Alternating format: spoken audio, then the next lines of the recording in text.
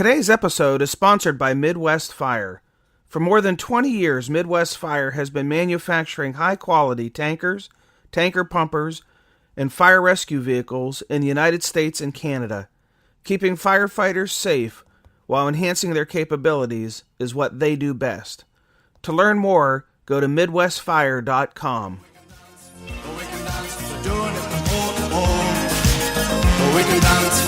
This is Battalion Chief Stephen Page from the Raleigh Fire Department, and you are listening to the SA Matters radio show with Dr. Rich Gassaway. The SA Matters mission is simple. They want to help us see the bad things coming in time to avoid bad outcomes.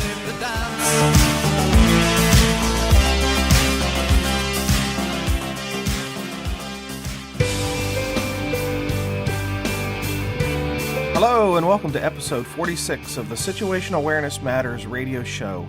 I'm your host, Rich Gassaway, and the purpose of this show is to improve situational awareness and decision making for individuals and teams who work in high-risk, high-consequence environments. The SA Matters mission is simple: to help you see the bad things coming and time to avoid bad outcomes. I'm coming to you today from Coeur d'Alene, Idaho, where I'm giving a presentation on situational awareness for wildland fire managers who work for the Idaho Department of Lands. In last week's episode, if you hadn't listened to it, I interviewed a firefighter who nearly died at a wildland fire incident. It's worth listening to if your department responds to wildland fires. Today's interview is going to be a two-part episode. I had a rare opportunity to have this guest, and I sure didn't want to cut the conversation short. So next week's episode, number 47, will be the second part of the interview. I'm really excited because today's guest is Chief Bobby Halton, the Editor-in-Chief of Fire Engineering and the Education Director for Fire Department Instructors Conference International. Chief Halton began his career as a structural firefighter in Albuquerque, New Mexico, and then he left that organization in 2004 as the Chief of Operations to become the Fire Chief in Coppell, Texas. He left that position to assume his duties at Fire Engineering. He's a graduate of the University of New Mexico. He served on the National Fire Protection Association technical committees and is active in the National Fallen Firefighters Life Safety Initiatives. In this two-part interview, we start by talking about FDIC International 2015 and all the exciting learning and networking opportunities you'll have there. You'll quickly see why the FDIC is the premier fire education conference in the world. During the interview, Chief Halton shared with me that the FDIC is the largest educational conference of its kind in the world as far as attendance and course offerings go. There are over 280 hands-on training session instructors who will deliver 21 classes on Monday and Tuesday, and 211 course offerings on Wednesday and Thursday. And that's only the beginning of what FDIC International has to offer. Then we'll transition our discussion to where Chief Halton shares what he sees as things that are giving him encouragement about firefighter safety. In part two of the interview, which will air next week, we'll pick up the discussion, and he'll share some of what he sees in the fire service that's causing him concern, and we'll conclude with him sharing three things that are on his firefighter safety wish list. Now, before we get into the interview, I want to apologize to the listeners and to Chief Halton because I was having some audio issues with Skype, and where I could, I edited the audio to reduce the annoyance that caused. Okay, let's get plugged in to part one of our interview with Fire Engineering Editor-in-Chief and FDIC International Education Director, Chief Bobby Halton. Chief Halton, thanks for joining me today. What a wonderful opportunity, and I'm really honored because I know the FDIC is right around the corner, and this is got to be the busiest time of the year for you, and for you to carve some time out and sit down with me is quite an honor. Let's start out by just telling the audience what's in store for FDIC International 2015 coming up. Well, thank you so much for having me on first, Rich, and it's quite the honor. We are 59 days, 9 hours, and 47 minutes away from FDIC. Not that I'm counting, but nice. We're getting ready to do our hands-on training, which begins on Monday and Tuesday, the 20th and the 21st. We're offering 21 classes there. 5 are currently sold out. The others are filling up, but we have everything from a NIST-UL live fire experiment that you can participate in. An actual study is going to be conducted at the show, all the way down to forcible entry and live fire attack and aerial apparatus placement, extrication. You name it, it's covered. We're going to collapse an entire home just to do the collapse rescue class where we collapse an entire house. We've purchased a home to collapse. It's a 3,800 square foot home. We're going to collapse and embed some debris in it and such. So that'll be exciting. And we've got about 280 instructors coming in to do the hands-on training from all around the world. Some great guys, some new classes. Jason Hubelman, who I know you're great friends with, he's going to be conducting a bailout class, which is new this year. We got Dave McGrail coming back doing standpipe. And I think what's important for people to understand there is, and Dave does a great job, standpipes are just not high-rise. Standpipes are your taxpayers, your schools, your strip malls, your Walmarts. Those are all standpipe jobs. And Dave does just a tremendous job there. During that pre-conference time that the hands-on is going on, we're running 80 workshops. 80, which is, it's funny, but that's a lot of workshops. Those are all 4 hours, and you can mix a 4-hour hands-on class with a workshop if you'd like, which is kind of neat. So you could go and do forcible entry in the morning out in the field, and then come in the afternoon and sit through a workshop with, John Mittendorf or Alan Bernascini or Frank Ritchie or, whoever you want to see. There's 80 workshops being given over Monday and Tuesday. And then Wednesday we have the opening main program, which is going to feature, our tribute to our fallen, a keynote address from Steve Kerber of UL Labs, and it's always a grand time. And then our classroom sessions begin, and we have 211 classes being offered.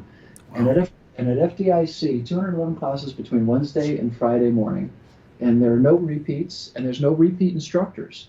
So it's all unique offerings. We offer more classes per time slot than any other conference offers at their entire show. So wow. We're running 25 to 28 classes per time slot, and your average show runs 5 to 6, 8 to 10. Some have a tad more, but none come close. And with no repeats, it's not like you see Bobby Halton teach on Monday morning, and then Bobby Halton teaches again Tuesday afternoon. No, if you do one and done, and it doesn't matter if you're Dan Majikowski or Rich Gassaway or John Norman. Every instructor has one opportunity. So kind of a neat way to do the classrooms, and that way we ensure that we bring in as many people as possible. And if you're thinking of teaching, we also run our show a bit differently. If you teach for us, as Rich knows, you can come in on Monday and stay till Saturday. We'd love to have you. We pay for your hotel room, so you can stay for 6 days or 7 days or how long it is you want to stay for the conference, and you can attend everyone else's classes. You can sign up. That's awesome. Yeah, it's a bit different, but it's the oldest running fire service conference in the world. It's the largest firefighter training conference in the world.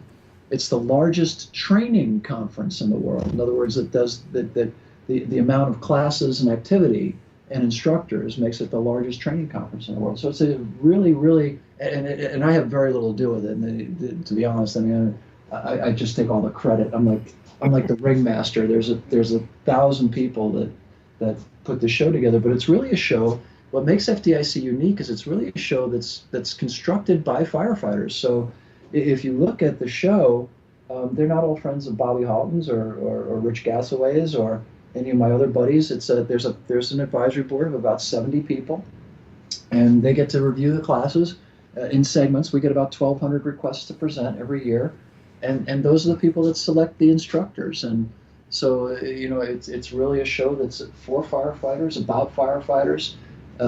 We don't open the exhibits until Thursday afternoon at 1 o'clock. So we don't let anything interfere with the education. We don't open them until, again, at 1 o'clock on Friday when the education's over.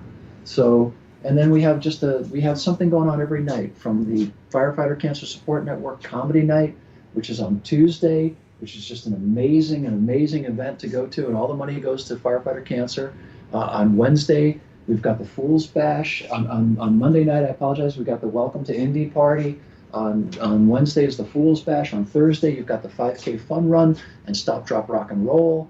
On Friday, there's the stair climb, the NFFF stair climb, as well as the Union Night, where we have a giant IAF party at the Union Hall. And last year we had about 32,000 folks attend, and this year we're anticipating about 35,000. Our registrations are up by about 20% so far this year over year, which is phenomenal. But again, wow.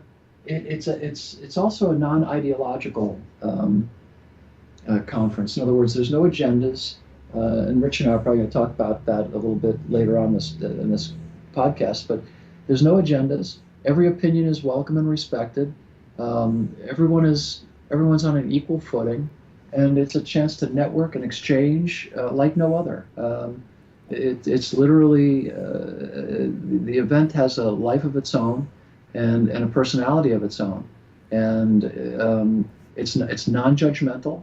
So whether you feel like I'm just going to say whether you're a PPA aficionado and you think that every fire should be fought that way, your opinion and your position will be just as respected and honored as someone who thinks that you should never use a fan unless it's to cool you off on a hot summer day. There's no judgment. There's no we don't allow anyone to ridicule or abuse anyone else. For the first time, we're having Friends of Bill meetings in the morning and the afternoon. So if you have a substance abuse issue or you're in AA, there'll be meetings right there at the conference. We're also going to be having the Florian folks are going to be there. So for firefighter behavioral health, we've got the Firefighter Behavioral Health Alliance is going to be there. So the issues that it's not just the training, it's a total wellness deal, and it's not just focused on working out, which is important. We should all work out. But it's taken it a step further to where we're really talking about the whole body, mind, spirit approach to where, many firefighters are battling with alcohol. And there's nothing to be ashamed about that. It's something that's a reality to about 20% of the population. So we're supporting those folks with our Friends of Bill meetings. The Eagle Scouts are meeting there for the first time, Firefighter Eagle Scouts. It's the Eagle Scout Affinity Program. For the first time ever at a firefighter conference, they'll be meeting. Nice. The International Association of Fire Service Instructors are meeting. The Alumni Association's meeting. The National Fire Academy Directors meeting is there. The Women in the Fire Service will be there. The Black Professional Firefighters will be there. It's just where it's neutral turf. So there's no agendas. No one's running for anything. There's no section chiefs. There's no we're pushing this, way to do things or that way to do things. We have everyone's voice and everyone's opinion, and we think that's really important. And it's kind of a neat deal. We have Shonda Crane, who's going to be doing our Thursday main program, and right now Admiral Scott Moore, who is retired Rear Admiral from the United States Navy, who for 30 years was a U.S. Navy SEAL, who retired in charge of all SEAL operations for the last 10 years. He was the Admiral in charge of the SEAL ops. Literally thousands and thousands, from capturing bin Laden to Captain Phillips. He's trying to see if he can clear his calendar to come and do a guest appearance for us. So nice. We might be able to announce that in the next day or two. Where the Admiral's trying to clear his calendar right now as a favor. And you talk about a bona fide American hero. I mean, this is a man who knows more about teamwork and leadership than probably any living American. And so he'll be there, and Randy Mantooth is going to be there. So Randy will be hanging out, and you bring your Squad 51 paraphernalia, your emergency lunchbox that all of us still have, and have Randy sign it. So he's and I know you have one, Gasaway, don't you snicker? Hey. I cannot confirm or deny that rumor.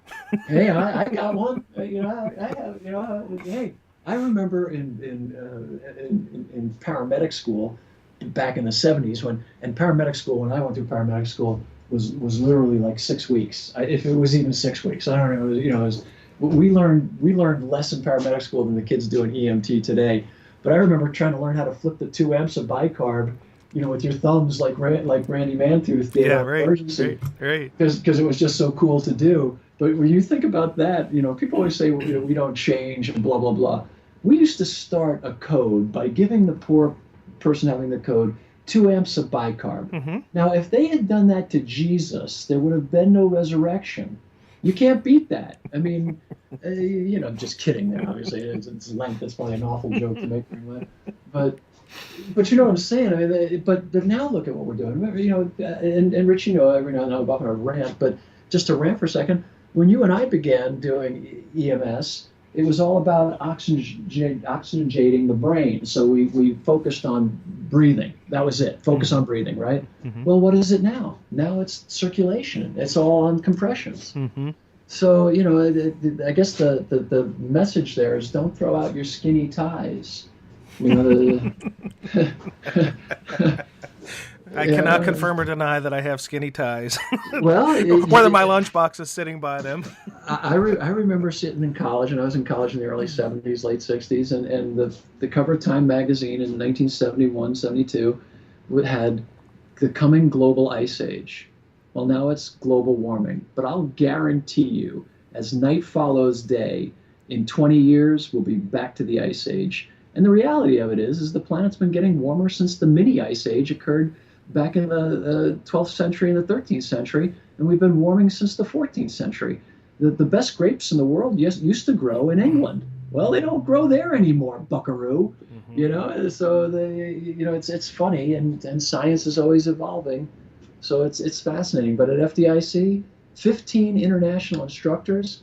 We have over 53 nations that are sending students. We're having an international reception. So it's just fantastic. You can sit down and talk with firefighters who are at Fukushima. You can sit down and talk to the Swedish guys who are working in the Swedish Fire Behavior Lab. You can sit down and talk to folks like Lars Angerson, and you can talk to folks from Australia and Germany, Dr. Wick, and you can talk to them about how they're using curtains and to control their flow paths. And so FDIC International is just a neat thing, and it's 59 days, 9 hours, and 34 minutes away. All right. I got that damn clicker on my desktop, so just to remind me of how much trouble I'm in. Do you got any wind left? Oh, what else is good? You could go on forever, and I feel bad if you know what I did forget, and please, if you could push this for me, Rich. Yeah. The 8th annual Courage and Valor Fun Run, which is my event. All the money goes to the Ray Downey Courage and Valor Foundation, and which honors a firefighter every year with a $35,000 award and the Ray Downey Medal. But Thursday afternoon, it's a great 5K. You can walk it, you can run it. You can just go buy the T-shirt. That would make me happy. But it's only $20, and it's just a blast. We had over 1,000 firefighters do it last year. And it's just so cool because for a lot of guys and gals, it's the only 5K they do all year. So, there's first, second, and third. That's all we do. First, second, third, men's and women's. We don't get into age groups. We don't have, we don't do any of that silly stuff. So we get in, we do a nice little moment of silence for the fallen. We say some words, we run, we laugh, and then we go to stop, drop, rock, and roll. Damn it. An age group was my only chance of coming in. Yeah, no, you and I are not winning. And then I would have had to lie about my age. Yeah. Forget it. Let's get into a question here. Yeah, let's do it. In your travels, what are you seeing that gives you some encouragement about firefighter safety? Wow, I see so much, to be honest with you. It's hard to know where to begin. Part of what I see that really encourages me about safety is that there's a growing awareness of how of many things, not just the physical dangers we face. And this is a dangerous occupation, and the men and women who decide to undertake it deserve nothing but the most adulation and respect. But we're looking at the psychological aspects of it. We're looking at the mental health side, which we talked a lot about, but now we're doing things about it, like with the Florian program and the Behavioral Health Alliance, and so we're making tremendous inroads there, because I think a lot of what we see Aristotle said for every virtue there's a vice. And when he looked at the virtue of courage, the vice of courage, which a lot of people, we don't do a lot of romantic in the academic sense education anymore, but when we used to study, philosophers in school, the opposite of courage for Aristotle and in Aristotle's writings was recklessness. And and it's gotten bastardized, for lack of a better word, or manipulated into where recklessness got to be identified with some type of bravery or courage. Nothing could be further from the truth. Recklessness is the absence of courage, and so we're seeing places where people are starting to rediscover what it really means to be brave and what it really means to be virtuous. So I think that's wonderful. I think when we're looking on the safety side, the fact that academia it has really started to take a much broader foothold in our industry. Somebody once said this is a simple job. Well, simple is probably the most difficult thing in the world to attain, and the complexities of simplicity. There's a phrase for you. Are pretty impressive when you think about it. Like when you look at people's writings like Glick and people like that that talk about simplicity and complexity.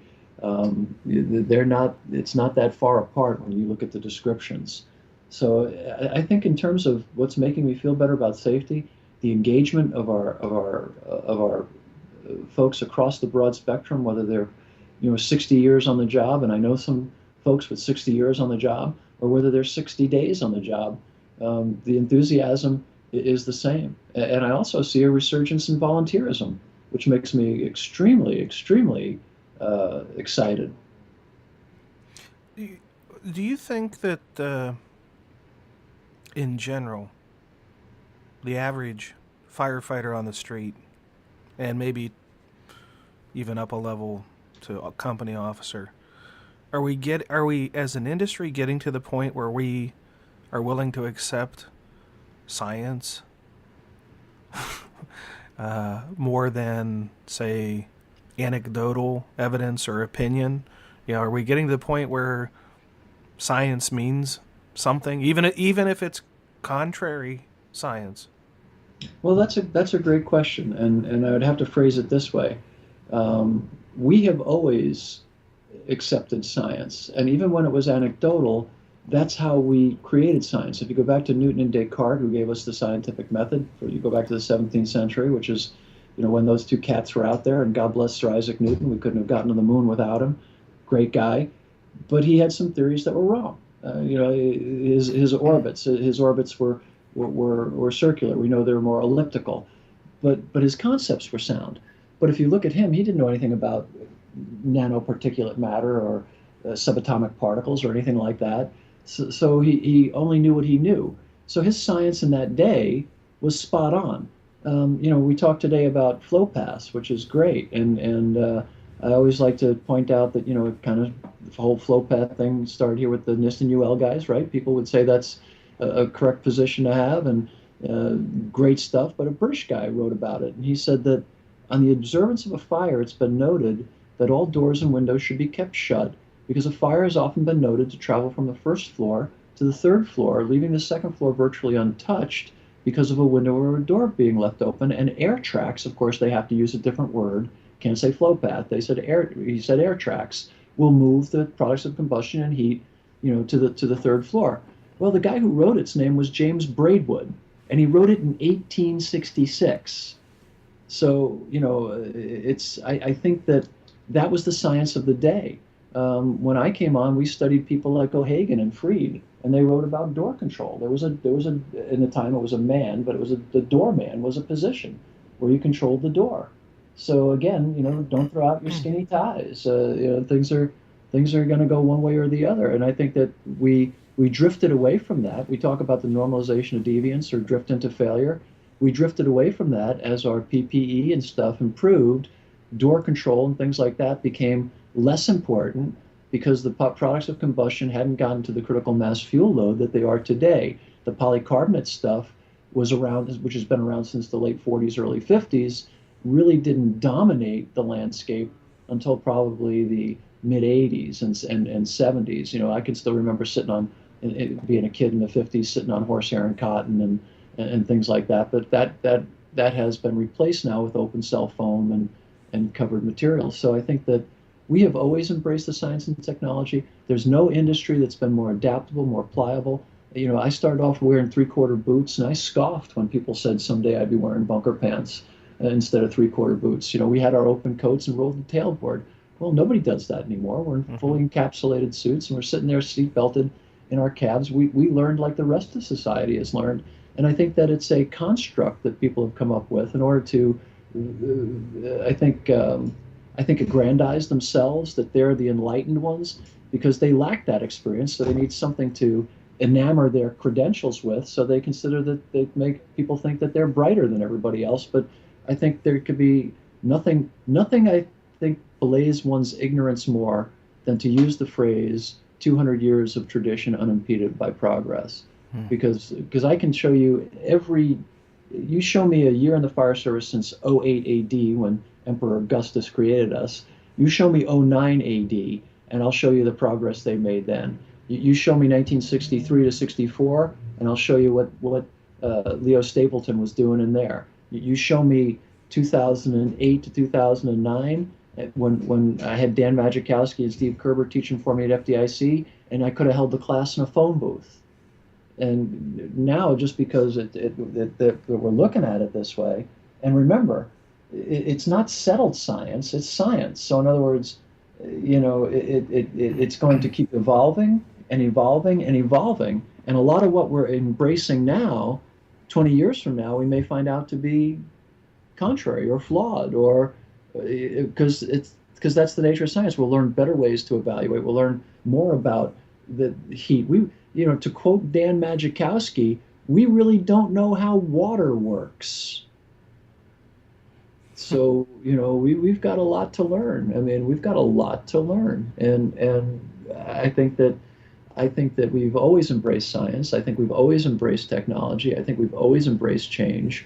I think that it's a cottage industry now for people to pretend that they're the only people in the cave who see the light. If you go back to Plato and his analogy of the cave, and we're all standing in a cave and most of us are looking at the back, but a few are looking at the front.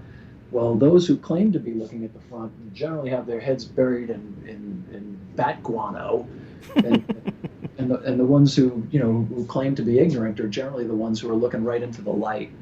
Mm-hmm. I remember as a new firefighter being instructed with enthusiasm. Don't spray the water in from the outside. You'll push the fire or you'll burn the victim. And that was the science of the day. And that was done, and that wasn't done anecdotally. We got that information from the studies that were done by Bill Clark, who wrote one of the seminal books, Principles and Practices. Great book. I still think it's a great book. It's a wonderful book. But he had been using early thermal couplings and was looking at the humidity that was created when a fog nozzle would be entered. And if you go back to Lloyd Lehman, Lloyd was actually, and it's funny you should bring it up because my son, who's a naval lieutenant, today was conducting shipboard firefighting drills on his ship. He's an officer on the USS Boxer. He's doing his non-aviation tour right now, and he was conducting firefighting drills. So how do you like that? Halton's kid running drills today in the Navy. It's a family business, buddy. So anyway, Lloyd's stuff was about using steam conversion to displace the heat, to absorb the heat. So you'd take a compartment on a ship, you'd close the hatch, put the steam in there, put the water in there, have it steam up, and that was your extinguishment stuff. The problem with the translation of that to structural firefighting, or what we predominantly do, is that we can't basically seal the hatch and let the work happen. So the people thought about the steam conversion, and people always talk about steam at 212 degrees, expanding 1,700 times. But it also conducts heat 2,000 times better than air. Ergo, the whole lobster theory that was created, that you create lobsters. Now, when you talk about the NIST-UL studies, what's important to point out there is that they're not talking about using steam conversion. Right. They're talking about putting a straight stream or a smooth bore through the window and creating like an August rain by deflecting it off the ceiling, a heavy August rain, to drench and extinguish the fire. Right. We're not talking about utilizing a small amount of water here and using steam to cool the fire. So radically, but what's fun, what's a great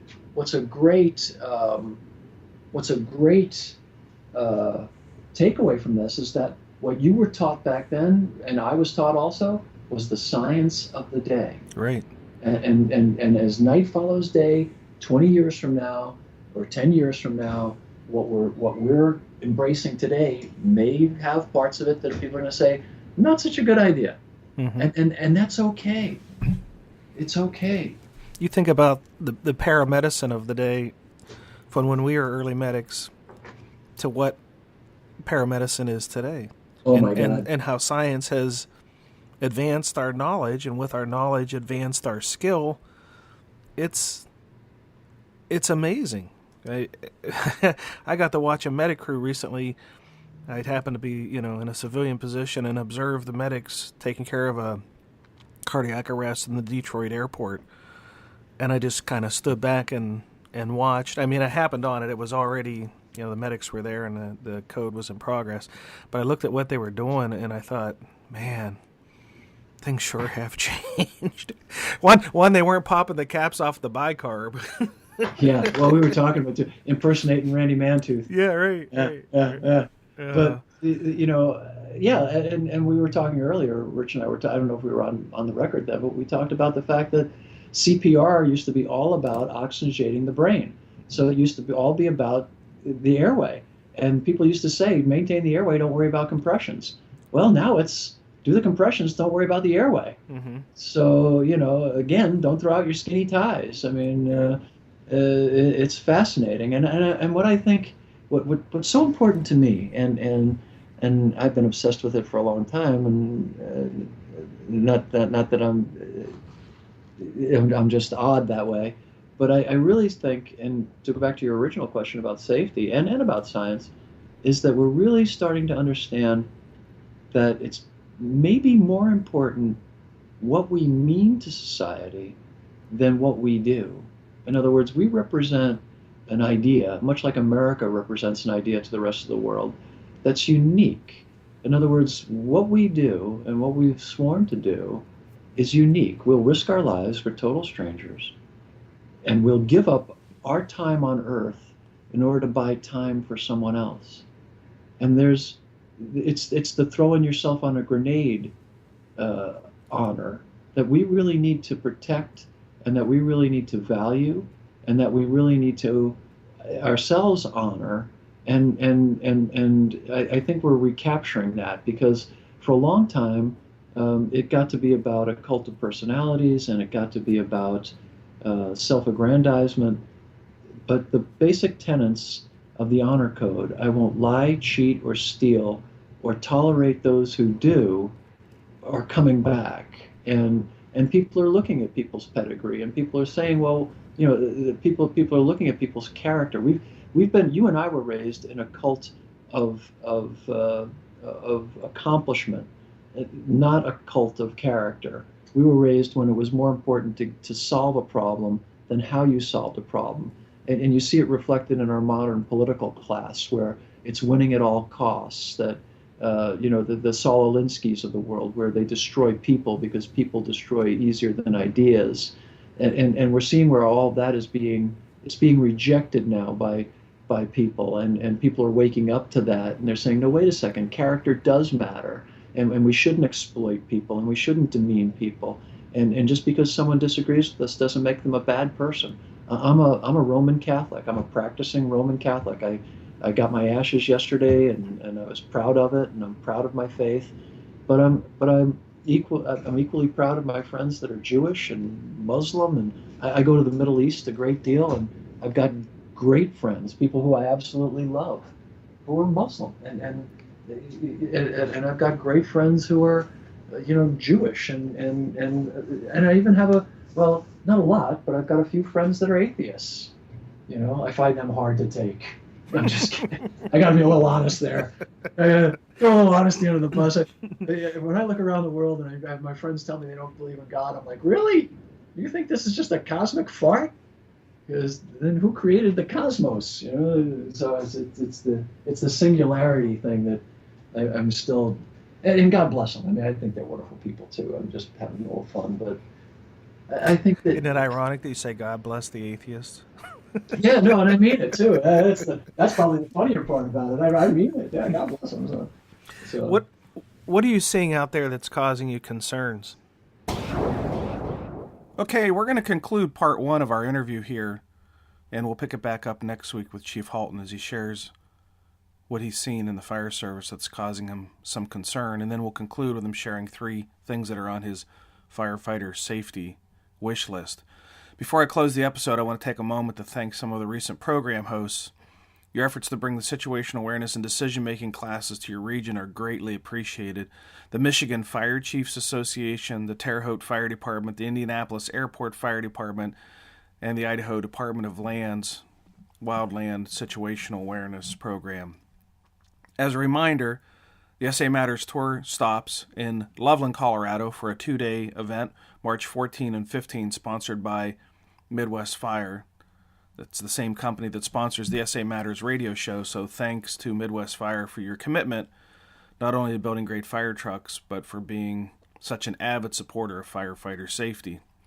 If you're interested in attending an upcoming SA Matters tour stop, head over to the SA Matters website and click on the blue box on the right side of the homepage. It says upcoming event schedule. There are roughly 60 events scheduled or proposed so far for 2015. Here's hoping there's one near you so we can meet up. I'm working hard to recruit some new members to the SA Matters community of learners, and I'd like to have you as a member if you're not already. There are over 5,000 members sharing ideas on how to improve situational awareness and decision-making under stress. Membership's free. You can sign up and receive a special report that I've created called 25 Best Practices for Improving First Responder Safety. It's a short and sweet list of 25 situational awareness best practices. If you're not a member, head over to the SA Matters website, click on the red box on the right side of the homepage. It says free membership, and get your best practices report. As a reminder, every episode of the SA Matters radio show has a corresponding show notes page. The most recent episode, scroll on the front of the page. The older episodes, you can access show notes and video, audio, pictures, whatever the guest provides, by going to samatters.com / and then the episode number, which is always mentioned at the start of the show. So, for example, if you want to access episode 21, open up the browser, enter samatters.com / 21, and that'll take you to the page that contains the show notes and also a clickable link where you can listen to the episode right there. You can also subscribe on iTunes and Stitcher Radio, and I'll mention more about that in a minute. If you want to get connected with me on social media, you can follow at Rich Gasaway or at SA Matters on Twitter. For those feeds, I send out messages related to safety and occasionally some interesting tidbits about personal things and travel. Thank you to the more than 13,000 who've connected with me and engaged with me on Twitter. If you can also get connected with me on Facebook and on LinkedIn. Facebook SA Matters page to like, LinkedIn Rich Gasaway. Thanks to the more than 8,000 who've connected with me on Facebook and LinkedIn. Well, that's it. Episode 46 is complete. Thank you to Fire Engineering Editor-in-Chief and FDIC International Education Director, Chief Bobby Halton, for sharing what's upcoming at FDIC and what is giving you encouragement in the fire service. I'm looking forward to part 2 next week. Thank you to our sponsor, Midwest Fire. And thank you to our listeners for sharing some of your valuable time with me today. I sincerely appreciate your support of the SA Matters mission. If you've experienced or witnessed a near miss and would like to be interviewed on this show, visit samatters.com and click on the Contact Us link. And I'll thank you in advance for sharing some of your lessons learned so others may live. If you like the show, please consider going to iTunes or Stitcher Radio and search SA Matters Radio, SA Matters Radio, and subscribe to the podcast and leave your feedback. If you like the show, I'd really appreciate you giving it a 5-star review as well. Not only will that motivate me to work harder, but it'll also help others find the show. If you've been inspired and want to learn more about situational awareness, please consider becoming a member of the community. It's free. When you sign up, you get that special report that I mentioned earlier in the show. To claim your free gift, head over to samatters.com, click on the red box on the right side of the home page.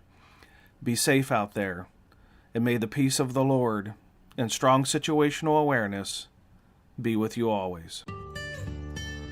You've been listening to the Situational Awareness Matters radio show with Dr. Richard B. Gassaway. If you are interested in learning more about situational awareness, human factors, and decision-making under stress, visit samatters.com. If you are interested in booking Dr. Gassaway for an upcoming event, visit his personal website at richgassaway.com.